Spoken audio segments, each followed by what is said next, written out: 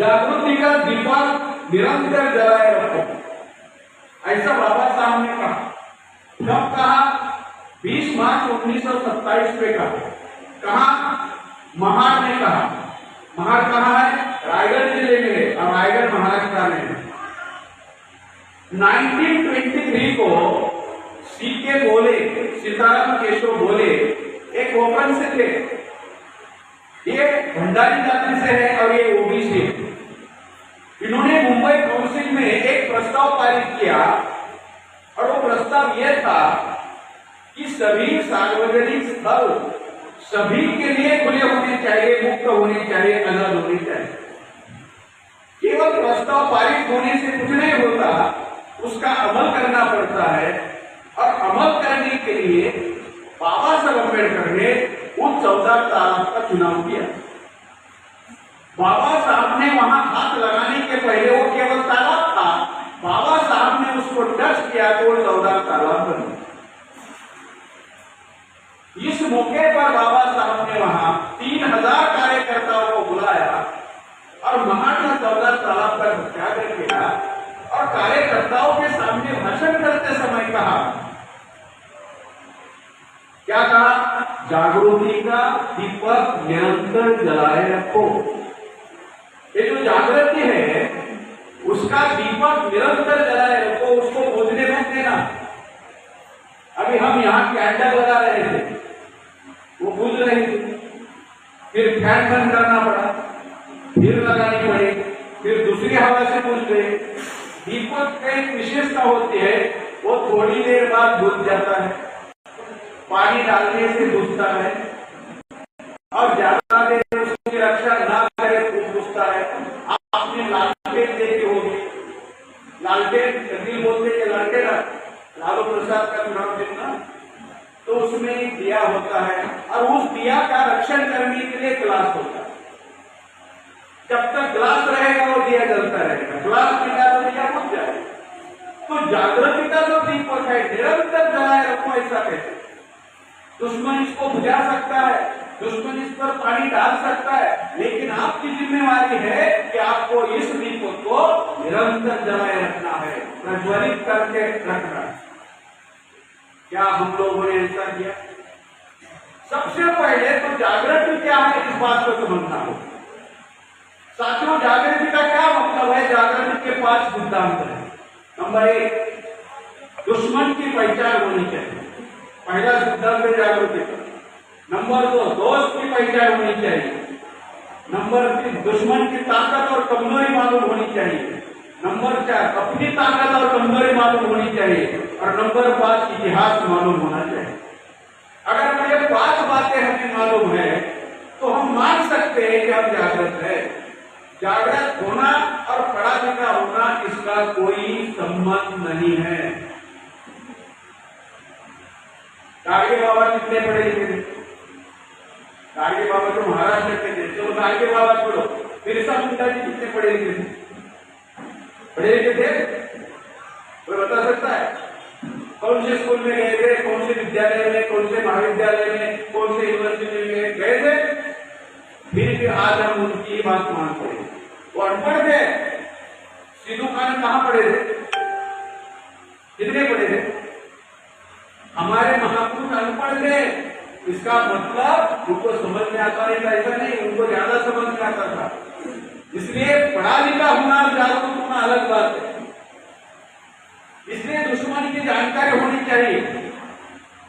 ब्राह्मण हमेशा हमें कहते हैं मुसलमान तुम्हारा दुश्मन है, मुसलमान तुम्हारा दुश्मन है, मुसलमान तुम्हारा दुश्मन है, और हमारे दिमाग में फिट हो जाता है मुसलमान हमारा दुश्मन।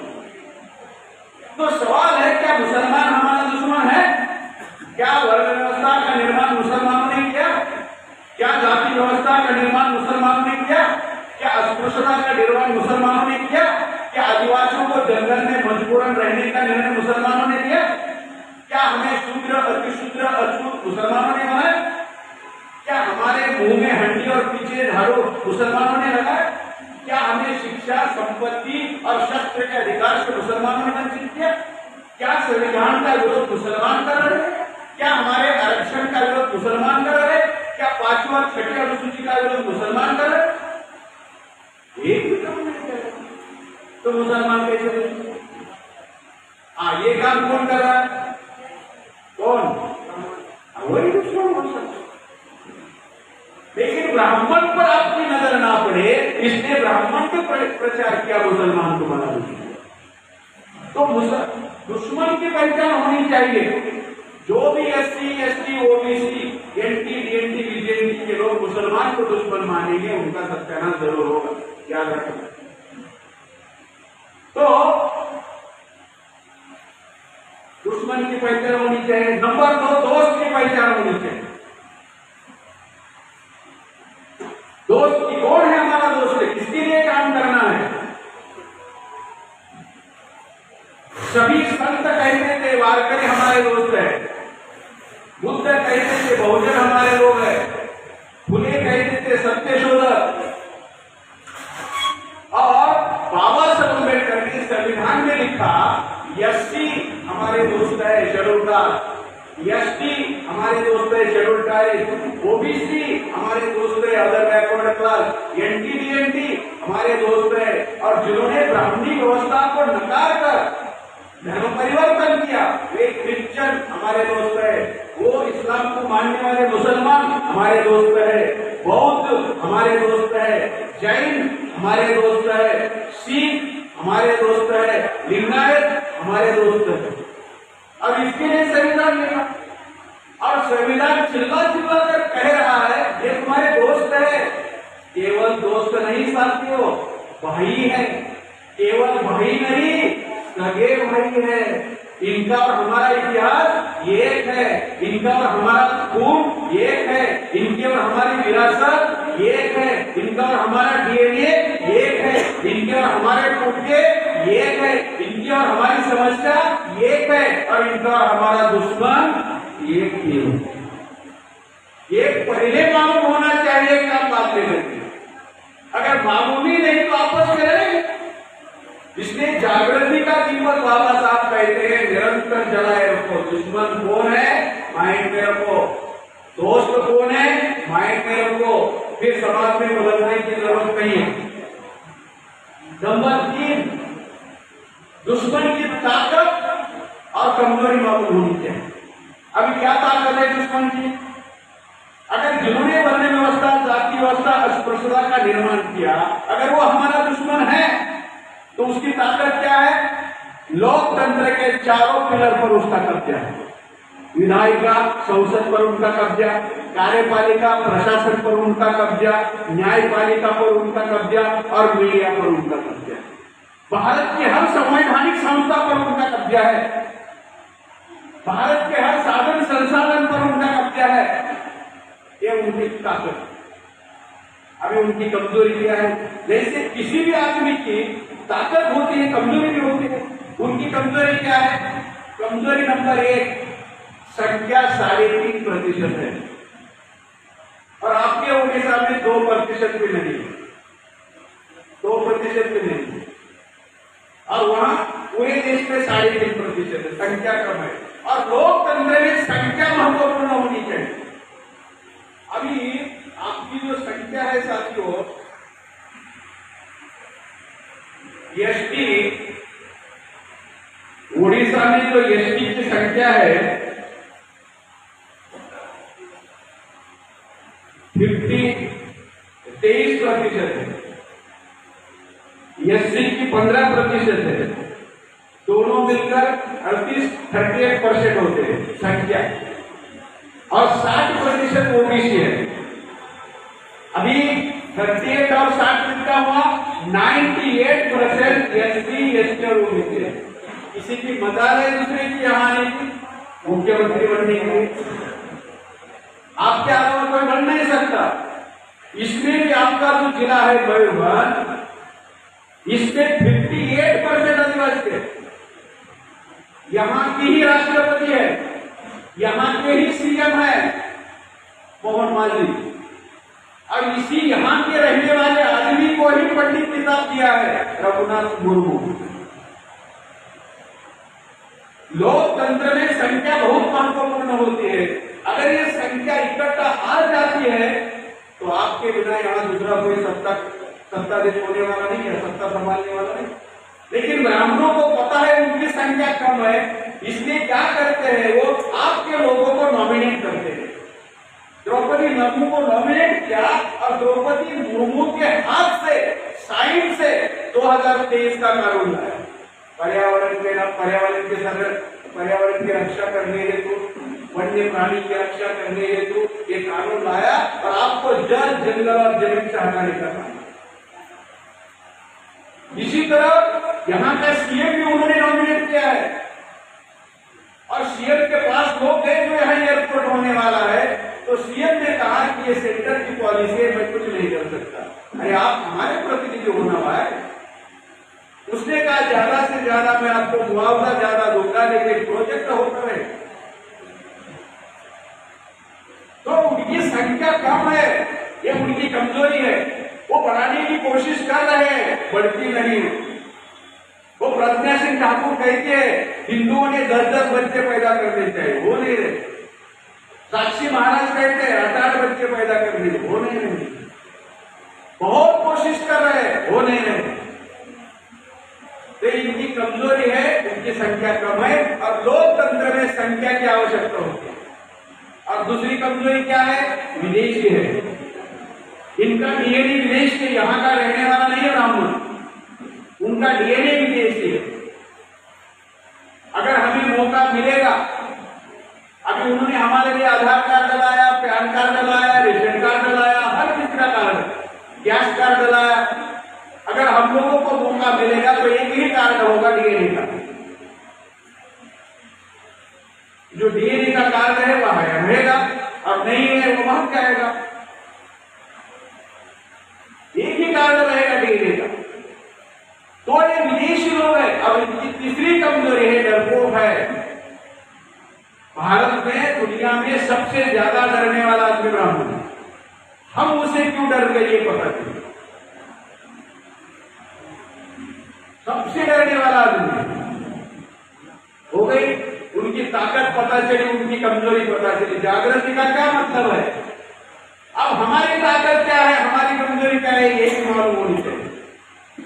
हमारी कमजोरी है हम लोकतांत्रिक किसी भी सत्ता में शामिल नहीं। हम सत्ता में नहीं है, सत्ता पर हमारा नियंत्रण नहीं है, साधन संसाधन पर हमारा नियंत्रण नहीं है। ये हमारी कमजोरी है। अब ताकत क्या है? ताकत नंबर 1, हमारी संख्या सबसे ज्यादा है। ताकत नंबर 1, हमारी संख्या सबसे ज्यादा है। हम किसी चीज में आगे नहीं है, मगर संख्या बढ़ाने में आगे है। ये काम हम कर रहे हैं ईमानदारी से, हमारी संख्या ज्यादा है। दूसरी ताकत क्या? हम मूल निवासी है, धरती पुत्र है, सन ऑफ द सॉइल है, भूमि पुत्र है। ये हमारी ताकत है। ताकत मालूम होनी चाहिए। और तीसरी ताकत है कि हम किसी से डरते नहीं है, साहसी लोग हैं, डेयरिंग वाले लोग हैं, डरते नहीं। आप भी डरते नहीं। तो ये मालूम होना चाहिए और ये बार बार मालूम होना चाहिए, ये हमेशा के लिए मालूम होना चाहिए, ये निरंतर मालूम होना चाहिए। इसलिए बाबा साहब ने 1927 में कहा, जागृति का दीपक निरंतर जलाए रखो। ये पढ़े लिखे लोगों ने करना चाहिए। और आखिरी 5वां मुद्दा क्या है? जागृति का 5वां सबक, इतिहास की जानकारी होनी चाहिए। दुश्मन का इतिहास, हमारा इतिहास मालूम होना चाहिए। देखो दुश्मन ने इतिहास कैसे लिखा? आर्यों का आगमन और मुगलों का आक्रमण, दोनों बाहर से आए। एक का आगमन और दूसरे का आक्रमण कैसे संभव? अगर दोनों बाहर से आए तो दोनों का आगमन या दोनों का आक्रमण होना चाहिए। लेकिन उन्होंने कहा आर्यों का आगमन और मुगलों का आक्रमण। तो हमें हमारा इतिहास मालूम होना चाहिए ताकि हम इतिहास से प्रेरणा ले सके, इतिहास से सबक सीख सके। सबक सीखने के लिए और प्रेरणा लेने के लिए हमारा इतिहास हमें मालूम होना चाहिए।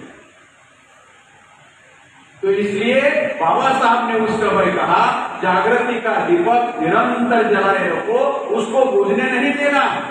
मतलब दोस्त और दुश्मन की पहचान आपको हमेशा होनी चाहिए। लड़ाई झगड़नी है तो इसमें तीसरा सब्जेक्ट है साथियों, समाज को गुमराह करने वाले नेताओं पर कड़ी नजर रखो।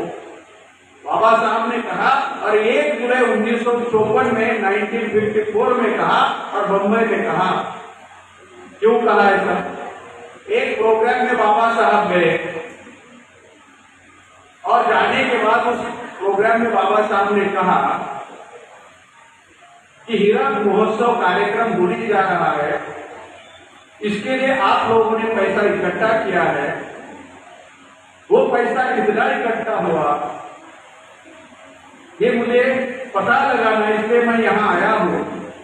शेड्यूल कास्ट फेडरेशन के कार्यकर्ताओं ने रसीद बुक लेकर गए हैं, समाज से पैसा लिया है, लेकिन वो पैसा सही आदमी के पास, सही अथॉरिटी के पास पहुंचा नहीं है। वो पहुंचना चाहिए।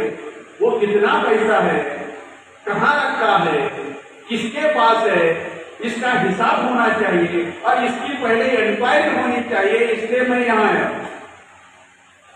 आगे बाबा साहब कहते हैं, अगर इसी तरह समाज के साथ लोग धोखेबाजी करेंगे तो समाज के साथ धोखेबाजी करने वालों पर, समाज की दिशा भूल करने वालों पर, समाज को गुमराह करने वाले लोगों पर कड़ी नजर रखनी चाहिए और उनका जो संगठन है, उनका आंदोलन है, उस पर बारीकी से नजर रखनी चाहिए।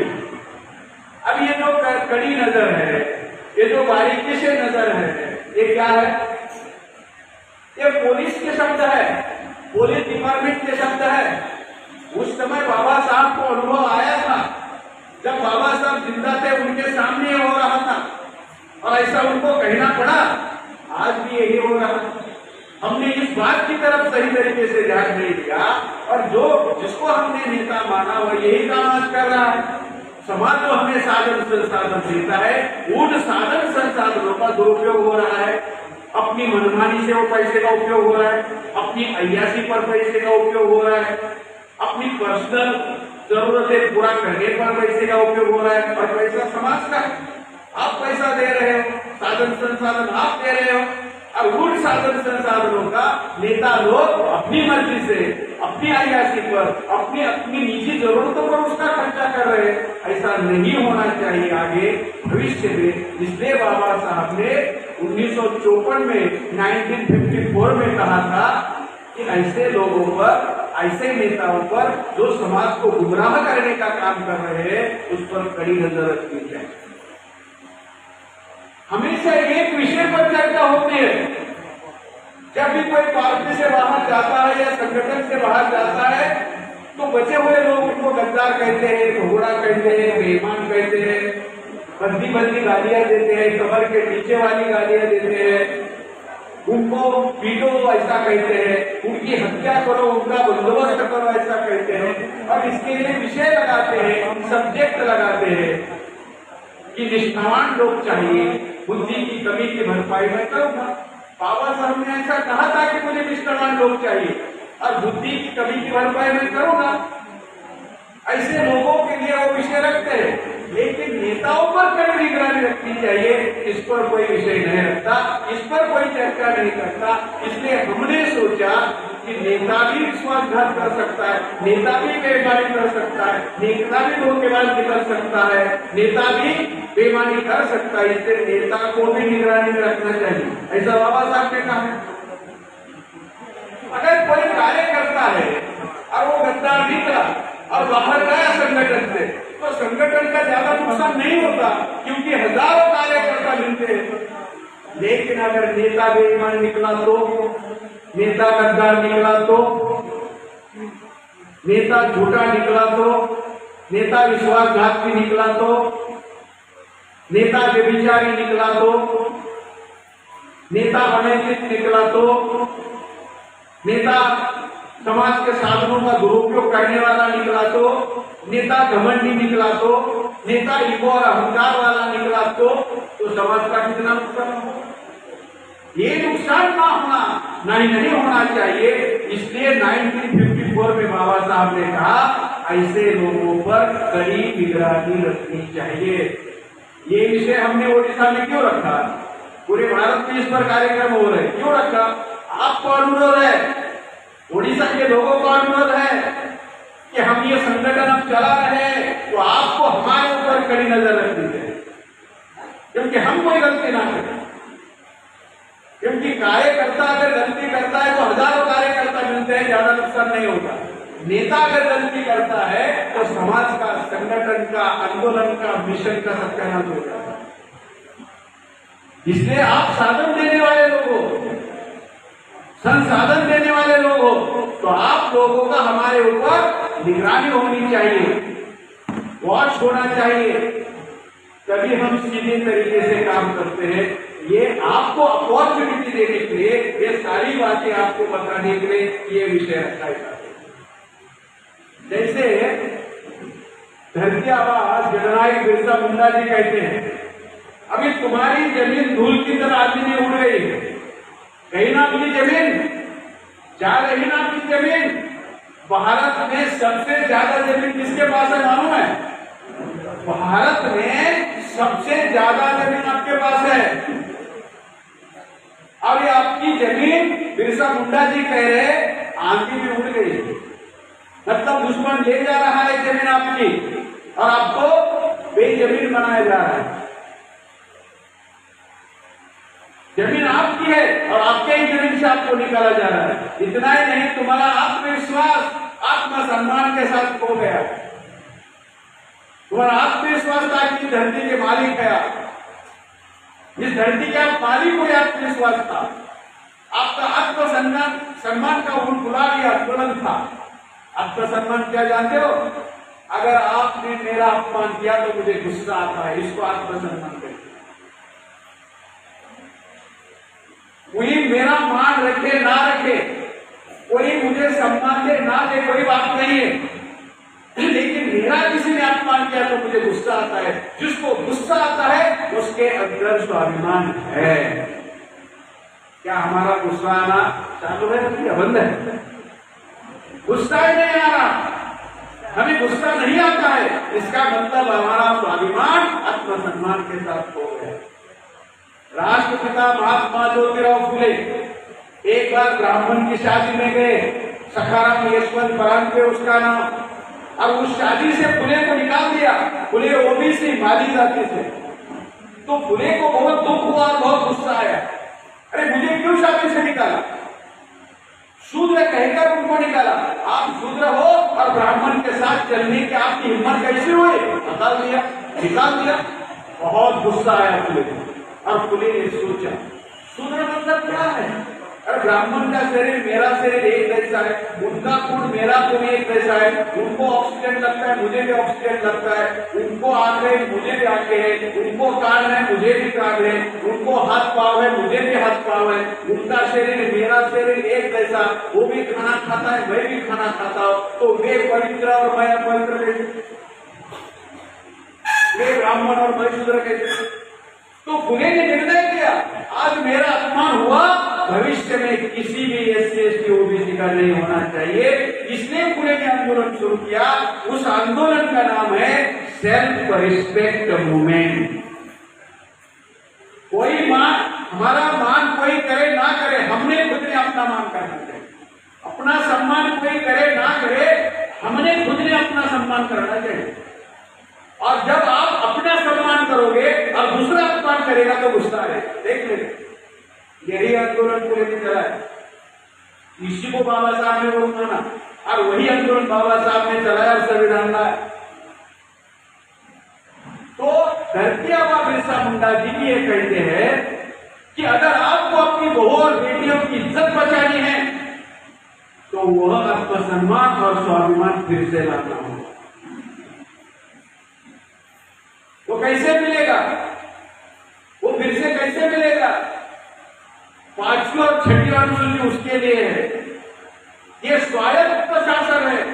स्वायत्त शासन का मतलब जहां पांचवी और छठी अनुसूची लागू है वहां का तालुका पंचायत का सभापति, जिला परिषद का अध्यक्ष या जिला पंचायत का अध्यक्ष, वहां का एमएलए, वहां का एमपी केवल आदिवासी हो सकता है। और आपके एरिया में जो शेड्यूल्ड एरिया है उसमें कलेक्टर को भी अंदर आने के लिए गांव गांव के सरपंच की अनुमति लेनी पड़ती है, जो आदिवासी है, अनपढ़ है। कलेक्टर को, एसपी को भी अंदर आना है तो आपकी परमिशन लेनी पड़ती है। ये वापस स्वाभिमान लाने का प्रकार है और ये दोबारा खींच रहे हैं। इसलिए हम लोगों को ये जो कारण है इस पर पहले चर्चा की, क्योंकि कारण को अगर हम जिंदा रखेंगे तो परिणाम भी जिंदा रखेंगे।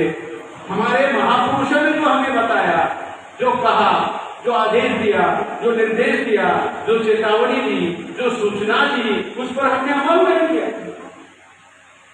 उसको अनदेखा किया, उसको अवॉइड किया,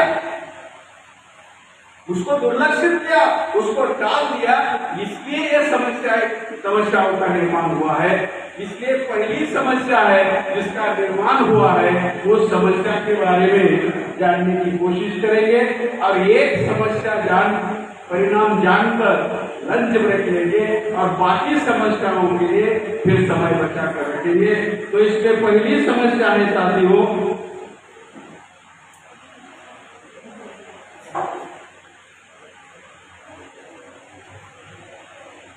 महाबोधि विहार। केवल इस मुद्दे पर अभी चर्चा करेंगे और बाकी सब्जेक्ट पर खाना खाने के बाद। ये जो महाबोधि विहार है, महाबोधि टेम्पल, अधिनियम 1949 के तहत ये जो मूल निवासी लोगों की प्रेरणा है, भारत की प्रेरणा है, ये विश्व की धरातल है और इसको अगर हम बचाए रखना चाहते हैं, भारतीय भोजनों के ऐतिहासिक प्रेरणा केंद्र का और विश्व की धरातल का ब्राह्मणीकरण हो रहा है और इसलिए ये झगड़ा बढ़ गया है। अब इसकी जानकारी क्या है साथियों, 1949 को बोध गया जो बिहार में है, गया जिला में, वहां बोध विहार है भारत का सबसे बड़ा और पहला, और वहां की मैनेजमेंट चलाने के लिए कमेटी बनाई है और उस कमेटी में 4 बौद्ध है, 4 हिंदू है और एक गया का कलेक्टर, ऐसे 9 लोग हैं। एक गया का कलेक्टर, ऐसे 9 लोग हैं। अभी बौद्धों का कहना है कि अगर टेम्पल हमारा है, विहार हमारा है, तो 9 के 9 सदस्य बौद्ध होना चाहिए। हिंदू की क्या जरूरत है? अगर जैन लोगों का मंदिर है तो जैन लोगों के हवाले है, चर्च क्रिश्चियन लोगों के हवाले है, मस्जिद मुसलमान लोगों के हवाले है, मठ लिंगायत लोगों के हवाले है, गुरुद्वारा सिख लोगों के हवाले है। तो ये हमारा है ना, विहार तो हमारे हवाले, तो ये हमारा है, बौद्ध लोगों का है, तो हमारे हवाले करो। इस पर 5 हिंदुओं का क्या काम है? अगर मान लो 9 सदस्य है, उसमें 5 हिंदू है, 4 बौद्ध है, जब भी कोई निर्णय होगा किसके फेवर में जाएगा? जब भी कोई निर्णय होगा किसके फेवर में जाएगा? हिंदू। 5 लोगों के फेवर में, मतलब हिंदू के फेवर में। और ये कब से चल रहा है? 1949 से चल रहा है, आज तक चल रहा है, ऐसा ही हो रहा है। इसका बैकग्राउंड क्या है? 2300 साल पहले सम्राट अशोक ने ये विहार का निर्माण किया। सम्राट अशोक ने किया है। इसके बाद वहां गुप्त घराने का राज था, पाल घराने का राज था और फिर बंगाल का राजा शशांक जो ब्राह्मण जाति से था, उसने उस पर कब्जा किया। तब से लेकर आज तक वहां ब्राह्मण का राज है। अभी वहां शैव नाम का महंत है और उस पर राज कर। अब इसके विरोध में बौद्ध लोगों ने हर जगह कोर्ट में जाकर लड़ाई लड़ने की कोशिश की, आंदोलन करके लड़ाई लड़ने की कोशिश की, लेकिन ब्राह्मण लोग वो बौद्ध विहार छोड़ने के लिए तैयार नहीं। तो ये जानकारी आप लोगों को इसलिए दे रहा हूं, ये बौद्धों का विहार है, आपको मालूम ही नहीं है। अब यह हिंदू लोग राज कर रहे हैं और बौद्धों का कहना है कि बिहार हमारा है तो हमारे हवाले कर दो। और ये लड़ाई लड़ने के लिए वहां गया में आंदोलन चल रहा है, अब लगभग 3, 4, 5 महीने बहुत देर से चल रहा है आंदोलन। तो ये इस आंदोलन को हमारा समर्थन है, भारतीय कर्मचारी संघ का समर्थन है, भारतीय स्वाभिमानी संघ का समर्थन है और सक्रिय रूप से समर्थन है। अगर हम लड़ाई लड़ना चाहते हैं तो लड़ाई के तरीके से लड़ाई लड़ेंगे। तो ये जो बिहार है साथियों, अभी इसके लिए क्या करना होगा? ये लड़ाई तो हमें लड़नी है, तो करना क्या होगा? अकेले बौद्ध लड़ नहीं सकते, क्योंकि पूरे भारत में बौद्धों की संख्या 1% है। 1% बौद्ध लड़ नहीं सकते। तो क्या करना चाहिए कि बौद्ध कौन थे, इसका असली इतिहास लोगों को बताना चाहिए, लोगों को इतिहास की जानकारी देनी चाहिए, लोगों को इतिहास की जानकारी नहीं। और इसके लिए जागरण करना होगा, प्रबोधन करना होगा, तालुका स्तर से लेकर राष्ट्रीय स्तर तक प्रबोधन और जागरण करना होगा। बौद्ध कौन है इसकी जानकारी नहीं होती साथियों। ये आंदोलन ओबीसी का है। बुद्ध ओबीसी थे, सभी संत ओबीसी थे, छत्रपति शिवाजी महाराज ओबीसी थे, राष्ट्रपिता ज्योतिराव फुले ओबीसी थे, शाहू महाराज ओबीसी थे, कर्मवीर भाऊराव पाटील ओबीसी थे, विठ्ठल रामजी शिंदे ओबीसी थे, राष्ट्रसंत गाडगे बाबा ओबीसी थे। ऐसे तो ओबीसी लोग। और ये लड़ाई ओबीसी की है, बस ओबीसी को जानकारी देते। लड़ाई ओबीसी, हेलो, लड़ाई ओबीसी की है, लेकिन ओबीसी को जानकारी नहीं है। इसकी जानकारी ओबीसी को देनी चाहिए। हम लड़ाई लड़ रहे हैं तो ओबीसी कौन है? हेलो, इसलिए साथियों बुद्धा का, क्योंकि बुद्ध एसटी नहीं थे, एसटी नहीं थे, बुद्ध खुद ओबीसी थे। ये जानकारी ओबीसी लोगों को नहीं है, ये बहुत बड़ी समस्या है।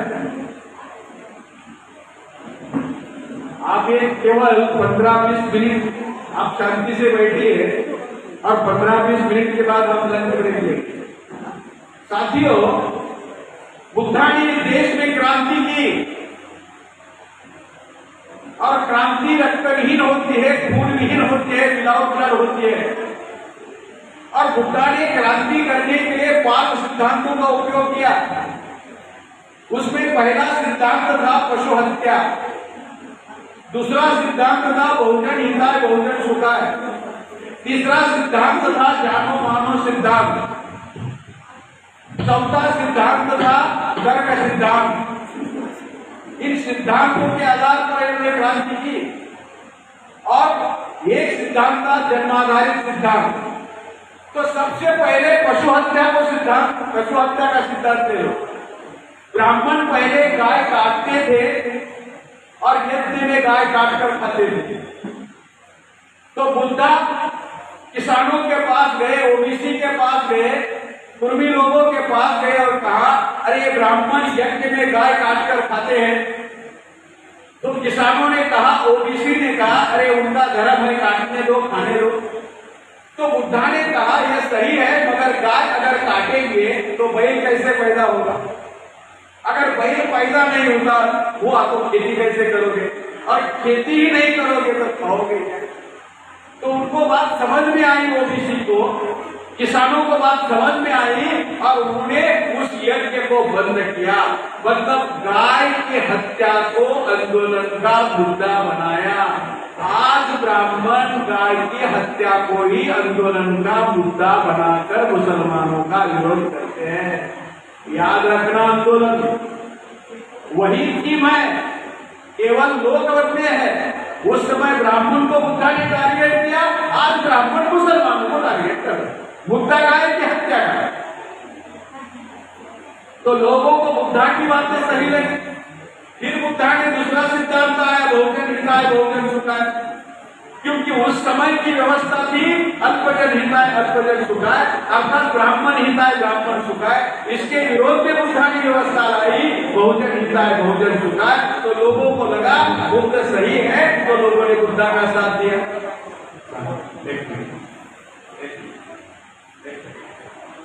बंधुगण, आमर दुई जन भौणी जन आंदोलन निधि आपण मानक पाखु जाउछंती आपण मानक पाखरे जहाँ भी सामर्थ्य अछि 1 टका आरंभ करिकि जेते पर्यंत आपण देई परिबे तो आपण माने के साथ सहयोग करिवे ये जन आंदोलन निधि कलेक्शन कराओ। तो बुद्धा ने सिद्धांत लाया बहुजन हिताय बहुजन सुख, लोगों को सिक्का लोगों ने स्वीकार किया। फिर तीसरा सिद्धांत लाया जानो मानो सिद्धांत। ब्राह्मण कहते थे सिर्फ मानो जानो मत, बुद्धा ने कहा पहले जानो सही लगे तो मानो वरना छोड़ दो। तो बुद्धा का सिद्धांत लोगों ने स्वीकार किया। चौथा सिद्धांत ब्राह्मण कहते थे मनुष्य जन्म से श्रेष्ठ होता है, जन्म से कनिष्ठ होता है। बुद्धा ने कहा जन्म से नहीं, गुण और कर्म से मनुष्य श्रेष्ठ होता है और गुण और कर्म से मनुष्य कनिष्ठ होता है। ये भी बुद्धा का सिद्धांत स्वीकार किया। फिर पांचवा सिद्धांत बुद्धा ने लाया तर्क सिद्धांत। ब्राह्मण कहते थे तर्क करना पाप है, अगर पाप करोगे तो नरक में जाओगे। यहाँ दुनिया में कोई भी नरक नहीं, कोई भी स्वर्ग नहीं है, केवल ये जो गरीब है उनको फंसाने के लिए स्वर्ग का लालच देते हैं और जो अमीर है उनको फंसाने के लिए नरक का लालच देते हैं, बस कोई नहीं। तो ये 5 सिद्धांत के आधार पर, इस 5 सिद्धांत के आधार पर बुद्धा ने क्रांति की और एक भी खून का कतरा नहीं बहाया। तो इसका परिणाम 5 परिणाम निकले। नंबर 1 पहला परिणाम निकला कि जो शूद्र थे वो राजा बन गए, पहला परिणाम। दूसरा परिणाम ज्ञान विज्ञान पर पाबंदी ब्राह्मणों ने लगाई थी, वो उठ गई। तीसरा परिणाम महिला आजाद हो गए, सभी महिलाएं आजाद हो गई। अब चौथा सिद्धांत ब्राह्मण और ब्राह्मणी धर्म का जो डर था वो नष्ट हो गया। और 5वां सिद्धांत भारत में केवल 2 ही लोग थे, एक बुद्धा के अनुयायी और दूसरे ब्राह्मण। ये 5 सिद्धांत है। अभी मेरा सवाल है आपसे, अभी ब्राह्मण तो दिखाई दे रहे हैं, बुद्धा के अनुयायी कर जमीन खा गई या आसमान निकल गया, आखिर वो गए कहां? ये जो क्रांति की बुद्धा ने, इसके लिए कोई जेल भरो, रेल रोको, रास्ता रोको, लाठीचार्ज कुछ नहीं, केवल विचारधारा के आधार पर क्रांति की। लेकिन ब्राह्मणों ने इस क्रांति को नहीं माना, इस क्रांति का अभ्यास किया, अध्ययन किया और बुद्धा के क्रांति के रहस्य को ढूंढा। उसमें कौन से रहस्य थे?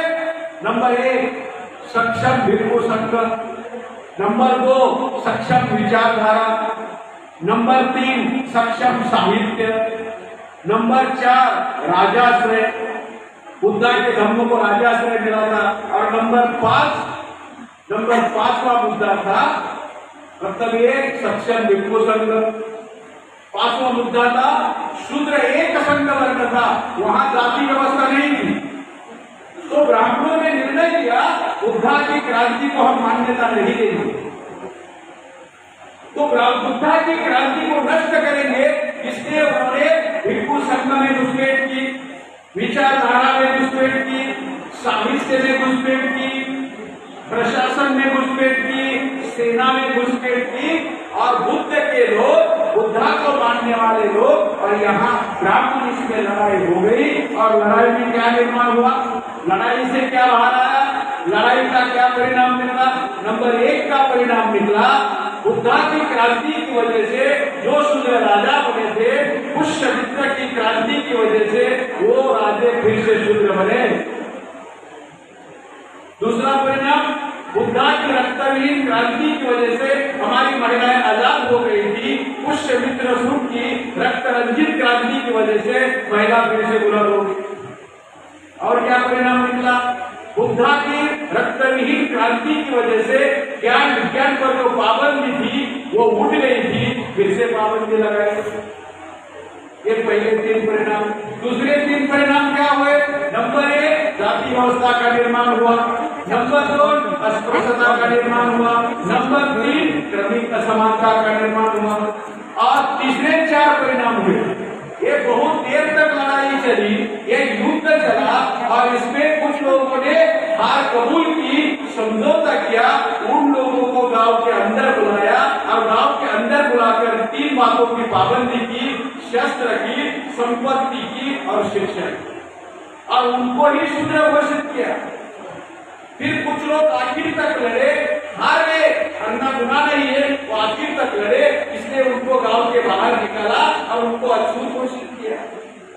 जो लोग ब्राह्मण का मुंह देखना पसंद नहीं किया, उनको जंगल में चले गए, उनको जंगली कहा। और जो लोग जंगल और गांव के बीच में रहे, उनको अपराधी घोषित किया। उसी लोगों को जो गांव में थे, उनको बाबा साहब ने संविधान लिखकर ओबीसी घोषित किया। ये पूर्व के बौद्ध लोग थे। जो गांव के बाहर अछूत थे, उनको बाबा साहब ने संविधान लिखकर शेड्यूल कास्ट घोषित किया। ये पूर्व के बौद्ध थे। जो जंगल में जाकर बसे, उनको उनके लिए बाबा साहब ने एसटी शेड्यूल ट्राइब घोषित किया। वो पहले के बौद्ध थे। और जो जंगल और गांव के बीच रहते थे और गुनेगारी करते थे, उनको एंटी डीएनटी विजेंटी घोषित किया। वो पूर्व के बौद्ध थे। इतिहास मालूम होगा तो इतिहास बना सकते हैं, इसलिए इतिहास मालूम होना चाहिए। ये बातें अगर आज हम सभी लोगों को बताते हैं कि ओबीसी उद्धार के वारिस है, एससी एसटी उद्धार के वारिस है, एंटी डीएनटी उद्धार के वारिस है, इतना ही नहीं, हमारे जैन लोग उद्धार के वारिस है, बौद्ध लोग उद्धार के वारिस है, इंग्रज जो क्रिश्चियन लोग हैं वो उद्धार के वारिस है, क्योंकि धर्म उनका है, लोग यहाँ के हैं। इस्लाम को मानने वाले यहाँ के लोग पहले बुद्धा के वारिस थे, लिंगायत लोग बुद्धा के वारिस थे, सिख लोग बुद्धा के वारिस थे। इसका मतलब 85% लोग जिनके लिए बाबा साहब ने संविधान लिखा, वो पहले के बौद्ध थे। ये इतिहास अगर हम उनको बताते हैं, तो आज का जो बौद्धों का आंदोलन है और बौद्ध अकेले लड़ रहे हैं, तो इन सभी ने अगर साथ सहयोग दिया तो हम वो आंदोलन जीत सकते हैं और बिहार बौद्धों को मिल सकते हैं। लेकिन हम अकेले अकेले लड़ रहे हैं। 1978 को बौद्ध अकेले लड़े, बौद्धों को मारा। 84 को फिर सिख अकेले लड़े, 10,000 सिखों का कत्लेआम किया। 92 को मुसलमान अकेले लड़े, मुसलमानों का खात्मा किया। 2000 को क्रिश्चियन अकेले लड़े, क्रिश्चियन को आपके उड़ीसा में जलाकर मारा, आपके उड़ीसा में फादर को जलाकर मारा। 2005 में ओबीसी को मारा। अभी नंबर एसटी का और दोबारा फिर मुसलमानों का और फिर बौद्धों का लग है। और ये सारे काम किसके किए जा रहे हैं? बिहार का चुनाव जीतने के लिए किए जा रहे हैं। इस बात को ध्यान में रखकर अगर हम इसका प्रचार प्रसार करते हैं साथियों, हम एक दूसरे का साथ जब तक नहीं देंगे तब तक हमारा किसी का भी आंदोलन सफल नहीं होगा। अगर बौद्ध लोगों ने अगर बाकी एससी के लोगों के समस्याओं पर आंदोलन किया होता, तो एससी के बाकी जाति के लोगों ने साथ दिया होता। अगर बौद्ध लोगों ने चिवर पहनकर एसटी के 5वें घटी अनुसूची के लिए आंदोलन किया होता, तो आज एसटी के लोग उनका साथ देते। बौद्ध लोगों ने चिवर पहनकर अगर ओबीसी की जाति आधारित नीति के लिए आंदोलन किया होता, तो आज ओबीसी के लोग उनका साथ सहयोग देते। बौद्ध लोगों ने एंटी के लिए, एंटी कमीशन के लिए अगर वो आंदोलन करते चिवर पहनकर, तो एंटी के लोग साथ देते। अकेले अकेले लड़ने से कुछ नहीं होगा, हमें इकट्ठा कर मिलकर लड़ना होगा, मिलजुल कर लड़ना होगा। अभी अकेले अकेले नहीं लड़ना चाहिए। और लोकतंत्र में अकेला लड़ना गुनाह है, अकेला रहना गुनाह है। संख्या के साथ रहना चाहिए। और हमारी संख्या कितनी है? 85% और 100 करोड़ लोग हैं हम, और फिर भी हम अकेले अकेले लड़ रहे हैं। तो अकेले अकेले लड़े में किसी की भी समस्या का कोई समाधान होने वाला नहीं है। अगर हमारी सभी समस्याओं का समाधान हम करना चाहते हैं, तो इकट्ठा आकर लड़ना होगा। अब इसके लिए कॉमन मिनिमम एजेंडा बनाना होगा। अब उस एजेंडे के अनुसार अपना झंडा, अपना डांडा, अपना बैनर लेकर आना होगा। अगर मान लो अभी बौद्ध लोगों का आंदोलन है और एसटी के लोग, आदिवासी लोग अपना बैनर लेकर, अपना झंडा लेकर, अपना डांडा लेकर गए, तो प्रशासन को दिखाई देगा, सरकार को दिखाई देगा, अरे बौद्धों को एसटी का समर्थन है। अगर ओबीसी गए तो कहेंगे बौद्धों को ओबीसी का समर्थन है। अगर मुसलमान गए तो कहेंगे बौद्धों को मुसलमानों का समर्थन है। सरकार केवल सरकार आंदोलन से डरती नहीं, सरकार संख्या से डरती है। आंदोलन से नहीं डरती, संख्या से डरती है। वोट पर परिणाम ना हो इसके डरते हैं। अगर सभी एससी के लोग, एसटी के लोग, ओबीसी के लोग, एंटी रिजेंटी के लोग, क्रिश्चियन लोग, बौद्ध लोग, जैन लोग, लिंगायत लोग, सिख लोग अगर बैनर लगा कर गए कि अपने अपने तहसील पर, जिले पर अगर मोर्चे निकाले कि हम उस आंदोलन का समर्थन करते हैं गौतम का, दूसरे ही दिन में या दूसरे ही समय वो आंदोलन, उस आंदोलन में सफलता मिलेगी और बौद्ध विहार बौद्ध लोगों को मिलेगा। ये काम हमें करना होगा। और क्या करना होगा? बिहार, उन्होंने टेम्पल कहा, हमें बिहार शब्द का उपयोग करना होगा। ये ब्राह्मणीकरण करते हैं हमेशा। दूसरा, उन्होंने हिंदू कहा है, 5 सदस्य हिंदू, हमें ब्राह्मण शब्द का उपयोग करना होगा क्योंकि वो ब्राह्मण है। ब्राह्मण चाहते हैं कि बौद्ध अकेले लड़ाई लड़े, ब्राह्मण चाहते हैं आदिवासी भी अकेले लड़ाई लड़े। इसलिए हम लोगों को अगर इस रणनीति का उपयोग हमने किया, हिंदू मंदिर के बजाय हमने विहार कहा, हिंदू की बजाय ब्राह्मण कहा, तो उनको पता चलेगा। क्योंकि ब्राह्मणों का कब्जा है, हिंदुओं का नहीं। लेकिन ब्राह्मण हिंदू शब्द का उपयोग करता है और एससी एसटी ओबीसी लोग जो खुद को हिंदू मानते हैं उनको लगता है हम तो विरोध नहीं करते। अगर ब्राह्मण शब्द उपयोग करोगे तो विरोध कर सकते। ये शब्द का खेल है और वो खेल रहे हैं। अगर वो खेल रहे हैं तो हमें जवाब भी उसी तरह का देना होगा। अगर आप लोगों ने आज बौद्ध विहार का समर्थन किया तो बौद्ध लोग शिवर पहनकर 5वीं और 6वीं अनुसूची का समर्थन करने के लिए मैदान में आए तो प्रशासन को चलेगा, अरे एसटी अकेले नहीं, बौद्ध उनके साथ है, एससी उनके साथ है, ओबीसी उनके साथ है, एनटी उनके साथ है, तो उनको 5वीं और 6वीं अनुसूची लागू करनी होगी। ताकत के आधार पर, संख्या के आधार पर ही हो सकता है लोकतंत्र। ये करना होगा और करवाना होगा, इसलिए संगठन का निर्माण किया। अब इसके लिए आपका साथ चाहिए। अभी 2:30 बज चुके हैं, अब हम खाना खाएंगे और जो 5वीं और 6वीं अनुसूची का सब्जेक्ट जो बच गया है उस पर चर्चा करेंगे और इसके बाद ये कार्यक्रम समाप्त होगा। धन्यवाद।